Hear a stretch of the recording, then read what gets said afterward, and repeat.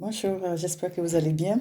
Aujourd'hui, j'aimerais parler de la place des enfants neuroatypiques en éducation. Et au-delà de l'éducation, la place de l'enfant neuroatypique dans la société africaine, dans les familles africaines. Quelle place on donne à ces enfants-là? Euh, un enfant neuroatypique, c'est un enfant qui naît avec des troubles développementaux. Ça peut être des troubles concomitants, comme ça peut être un seul trouble, entre autres les troubles du spectre de l'autisme, le syndrome de Asperger, les enfants trisomiques, les enfants polyhandicapés. Tous ces enfants-là naissent avec des problèmes développementaux pour une raison ou une autre. Euh, Ils se retrouvent là, ils ne sont pas comme les enfants neurotypiques. Alors, en Afrique, ces enfants-là n'ont pas beaucoup de place, ni dans leur famille, ni dans la communauté, et encore moins à l'école. Alors, moi, je voulais m'adresser aux mères de ces enfants-là.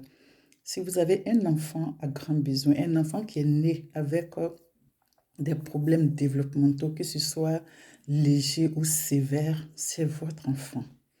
C'est votre enfant. Aimez-le.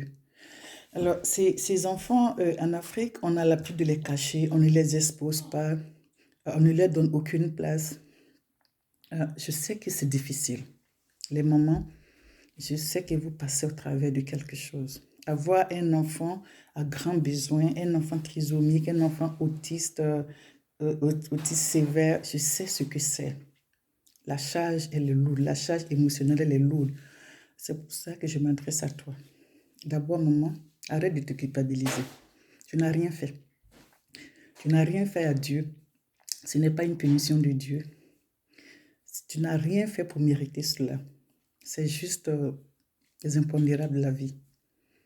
C'est pas ta belle-mère, c'est pas ton ex, c'est pas ton oncle à qui tu as refusé de donner 5 000 francs. Ce n'est personne. Ça arrive.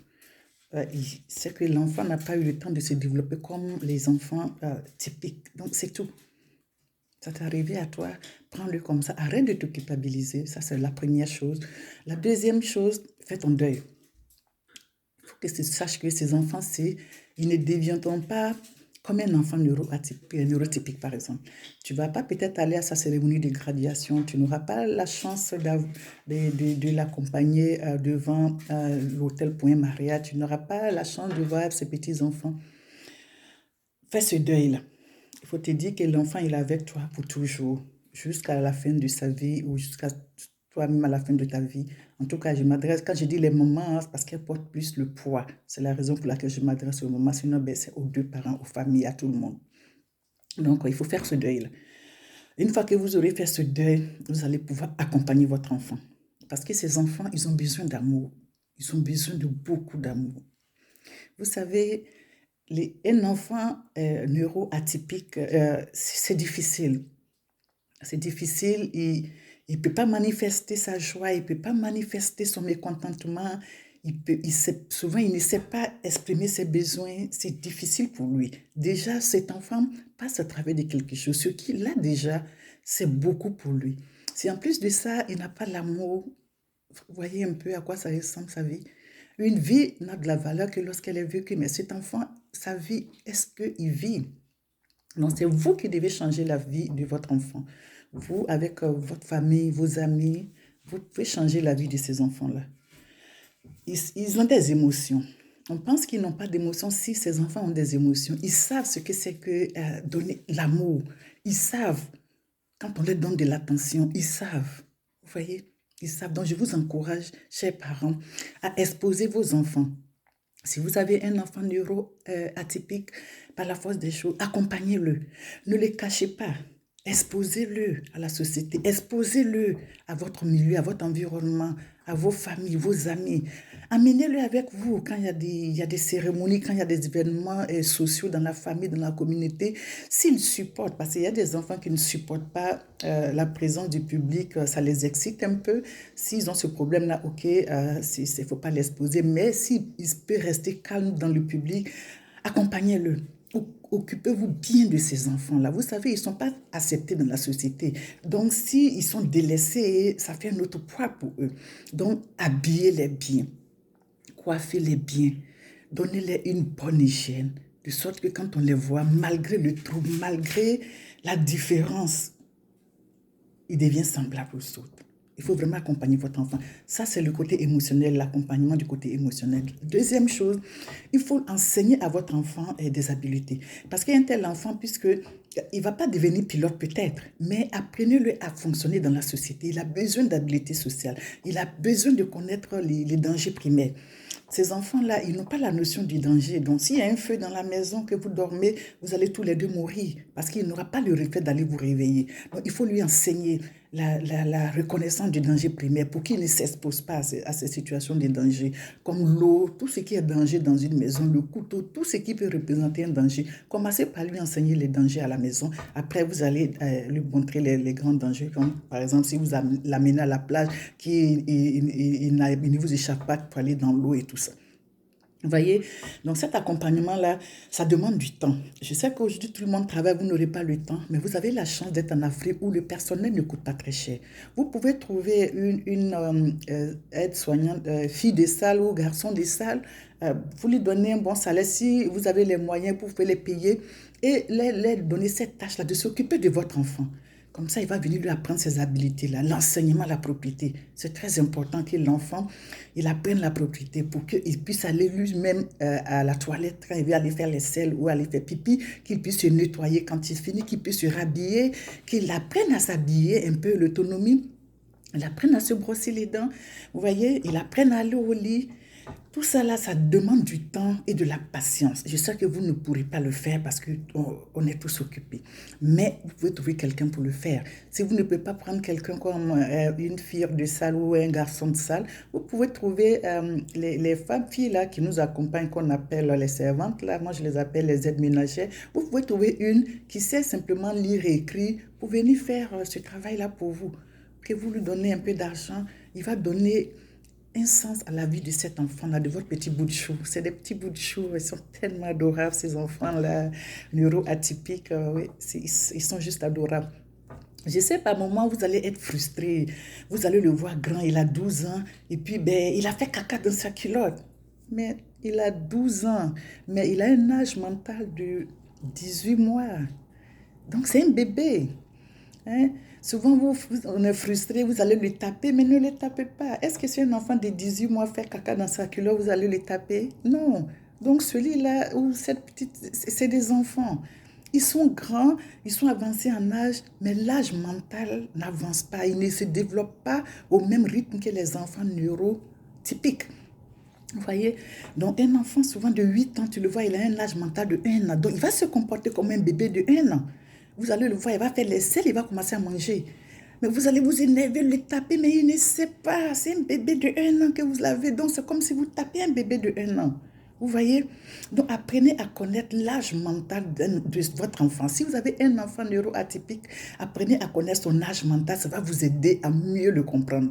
Vous allez comprendre ses ajustements. Quand il va avoir certains comportements, vous allez comprendre parce que vous allez le mettre dans son âge mental, pas dans son âge chronologique. Vous voyez, c'est très important. C'est très important. Voilà pourquoi il faut exposer ces enfants-là. Parce que si vous ne les exposez pas, ils ne vont pas se développer. Donc, ils vont rester bébés dans votre... Mais vous voyez, un enfant, si vous le gardez à la maison, il ne sort jamais, il ne va pas se développer, il ne va pas apprendre. Donc, ces enfants-là, plus vous les exposez, plus ils vont apprendre. Si vous ne les exposez pas, ils vont avoir 40 ans, 50 ans, mais ils seront comme des bébés de 2 ans dans vos mains. Alors que si vous les exposez, ils vont se frotter aux autres, ça va aussi les aider. Vous voyez, il y en a qui arrivent à copier quand même. Au moins, quand il aura 20 ans, il aura un âge mental de peut-être 7, 8, 9, 10 ans. Ils ont besoin de votre aide. Ces enfants ont besoin d'attention. Je sais que vous allez affronter le regard de la société, le regard de votre belle famille, de votre famille, vos amis, vos collègues, la communauté. Mais c'est pas grave. C'est votre bout de chou. Quand on vous regarde, mettez une barrière entre vous et le regard social. Mettez une barrière de sorte que le regard, là, ça ne vous atteigne pas. Plus on vous regarde, plus vous donnez de l'attention à votre enfant, vous le serrez contre vous, vous lui donnez des bisous comme ça. C'est de ça qu'il a besoin. Je vous dis, ils savent quand on les aime. Hein. Je travaille avec des enfants quand ils sont arrivés, ils étaient primitifs, au sens propre du terme. Mais parce que c'est des personnes comme nous, et on ne donne pas de l'amour à ces enfants-là. Mais après 3 mois dans la salle de classe, on ne reconnaissait pas l'enfant. Il venait se coller à nous. Mais il a 8 ans, mais avec un âge mental de 18 mois.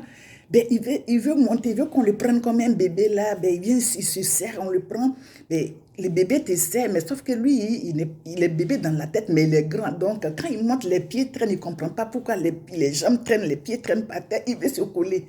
Donc, vous voyez, on n'a pas reconnu l'enfant. Il était épanoui, il était heureux. Il riait tout le temps. Quand on s'assoit, il vient s'asseoir sur les jambes. Souvent, j'aimais chanter les chansons Amina pour eux en classe. Et il vient s'asseoir là, et puis il prend ma main et commence à faire ça. Parce que quand je chante, je fais ça. Vous voyez?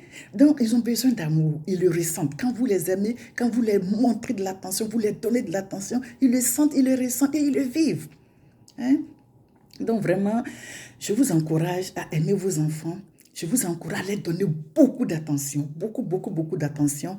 Vous n'avez pas le temps de trouver quelqu'un qui va les aider, leur enseigner. Vous voyez, souvent, ils ne savent pas parler, donc ils sont frustrés, ils ont des comportements parce qu'ils ne savent pas exprimer leurs besoins. Apprenez-leur la communication par échange d'images. Vous voyez? Alors, si par exemple, l'enfant, vous voyez qu'il fait un comportement parce que à la fin, c'est de l'eau qu'il veut boire, vous faites la photo d'une image d'un verre d'eau ou l'action de boire. Si vous mettez dans Google action boire, ça va vous donner une action boire. Vous voyez? Alors, la prochaine fois que vous lui donnez de l'eau, vous lui montrez l'image. Boire de l'eau, ainsi de suite. Manger, toilette, hein, habits, chapeau. Vous voyez, vous lui apprenez ces choses-là par échange d'images. Les images, vous les faites laminer, vous les mettez dans un cahier. Au fur et à mesure, l'enfant va devenir autonome avec son cahier de communication. Vous allez voir qu'à un moment donné, il va même pas, quand il aura besoin de quelque chose, il va lui aller chercher son cahier de communication, venir tourner la page et puis vous montrer ce qu'il veut. Ce cahier-là peut l'accompagner partout. Parce que vous montrez l'image de boire à n'importe quel adulte, il saura que l'enfant veut boire de l'eau. Il va lui donner de l'eau à boire. Vous voyez? Et donc vraiment, s'il vous plaît, je vous encourage. Je sais que ce n'est pas facile. Je le sais. Je le sais, ce n'est pas facile. Mais je sais que vous y arriverez. Je sais que vous aimez vos enfants. Je sais que vous allez pouvoir dominer ce regard social-là. Vous allez pouvoir vraiment faire fi de tout ce qui se dit autour, tout ce qui vous allez vous concentrer sur cet enfant-là, l'intégrer. Et vous voyez, ici, dans les sociétés, ici, on tend à les intégrer dans les salles de classe. On n'en est pas encore là en Afrique parce qu'on n'a pas assez de personnel pour ça, parce que souvent on fait du 1-à-1 avec ces enfants-là. Mais c'est ça, on ne veut plus qu'ils se sentent différents. Ce sont des enfants, on veut qu'ils se sentent enfants, qu'ils puissent apprendre aussi par les pairs, vous voyez. Donc, je vous encourage à le faire. Ceux qui ont les moyens, il y a des centres aujourd'hui, en Côte d'Ivoire par exemple, avec des internats. Je pense qu'il y en a aussi au Ghana avec des internats où vous pouvez les déposer. Mais le problème, c'est que pendant les vacances, vous les avez et jusqu'à 17, 18 ans, ils sortent de ces centres-là. Même ici en Occident, si on les prend jusqu'à 21, après 21 ans, ils sortent du système scolaire et puis c'est autre chose. Quand ils sortent du système scolaire, on fait des centres de jeux pour eux. Donc, vraiment, moi, je prie vraiment pour tous ces enfants d'Afrique-là qui sont aux prises avec ces troubles. Les gouvernements des pays développés comme la Côte d'Ivoire, comme le Sénégal, comme le Ghana, vraiment, si on peut vraiment faire des centres d'accueil pour ces enfants-là, qui des centres de loisirs, ils seront un peu dans les résidences, comme les résidences des personnes âgées ici. Vous voyez, les personnes âgées, pour nous les immigrants, quand les enfants vont déposer leurs parents là-bas, ça nous fait un choc, mais c'est là qu'ils doivent être. Sinon, ils vont rester seuls. Il vaut mieux qu'ils soient en résidence avec des gens comme eux. Ils font des activités et puis ça leur donne une seconde vie. Donc, ces enfants-là, c'est ça. C'est vraiment ça. Moi, mon objectif, en tant que professionnel, c'est ça mon objectif. Je n'ai pas les moyens financiers, mais au moins, j'ai la connaissance et je peux accompagner. Donc, vraiment, je lance l'appel. Je cherche à rentrer en contact avec Assalfo parce que je vois qu'il œuvre beaucoup dans le social, dans les écoles. Mais j'aimerais vraiment, si quelqu'un peut me mettre en contact avec lui, ce serait bien. Peut-être que lui, je suis certaine que si on aimait l'idée en tant qu'artiste, et puis il a beaucoup plus de portes avec sa fondation, il pourra peut-être trouver des fonds et puis on pourra demander un terrain. Je prends la Côte d'Ivoire parce que je sais que les gens, le standing est assez élevé, les gens pourront quand même payer pour je vais dire, encadrer les enfants, je ne dirais pas interner. C'est la raison pour laquelle je vise la Côte d'Ivoire. Et puis, la Côte d'Ivoire, c'est mon pays culturel. Je suis née, j'ai grandi en Côte d'Ivoire. Et donc, peut-être que si on a des bailleurs, on pourra demander une parcelle, pourquoi pas, au président de la République, parce que son épouse œuvre aussi dans le domaine de l'enfance. Donc, c'est important, ça touche tout le monde. Donc, si on a un centre dessus, genre là, c'est mon rêve. Voir ces enfants dans ces centres, jouer avec eux. Moi, je pourrais accompagner. On peut former tout le monde, hein. Ils ne seront pas forcément des professionnels, mais apprendre à quelqu'un, à apprendre à un enfant à reconnaître les dangers, jouer avec lui. Ça, c'est des choses qu'on on peut apprendre à tout le monde. Si quelqu'un sait lire et écrire, on peut lui apprendre tout ça. Donc, vraiment, maman, papa, toute la communauté, ces enfants-là, si vous les voyez, donnez-leur de l'amour, donnez-leur un sourire, ok? Donnez-leur un sourire. Mais vous, les parents, vous avez un rôle à jouer. Parce que pourquoi on s'arrête qu'on donne un sourire à un enfant comme ça? Il faut qu'il soit propre, il faut qu'il soit bien habillé, qu'il soit bien peigné, bien coiffé, coupez-leur les cheveux. Oui, je sais que c'est pas facile, souvent là, ils sont réticents, je le sais, mais vous y arriverez. C'est vos enfants, vous avez souvent la posologie de vos enfants, on dit ça souvent aux parents. Donc vraiment, c'est ce sujet sensible que je voulais vraiment aborder parce que je sais que c'est pas facile. Je n'ai pas pu parler de l'éducation parce que je sais qu'on n'en est pas là en Afrique. Pour le moment, moi, je parle d'acceptation déjà. L'acceptation, il faut déjà les accepter. Les parents, il faut que vous les acceptez, il faut que vous les exposiez à la communauté, à vos familles. Les familles, il faut que vous les acceptez, il faut que vous accompagnez vos membres qui ont ces enfants-là. La communauté, les voisins, tout le monde doit contribuer à faire de la vie de ces enfants-là vraiment un passage agréable sur la terre pour qu'au moins ils partent avec quelque chose. Parce que tout ce qu'ils ont, c'est ça, c'est cet amour-là que vous allez leur donner là, c'est ça. Pour eux, la vie va s'arrêter là parce qu'il n'y a rien d'autre pour eux. Vous voyez? Donc, j'ai lancé un appel. S'il y a de bonnes volontés, des gens qui m'écoutent, qui ont les moyens, aussi, il peut mettre à la disposition des familles qui n'en ont pas besoin. Je suis certaine qu'il y a des familles qui sont dans le besoin. Et les familles qui ont des enfants dans cette situation-là, je vous encourage à communiquer entre vous, chercher à vous connaître et puis ben, de temps en temps vous rencontrer pour discuter. Moi, mon numéro de téléphone, c'est le 001 613 697 0030.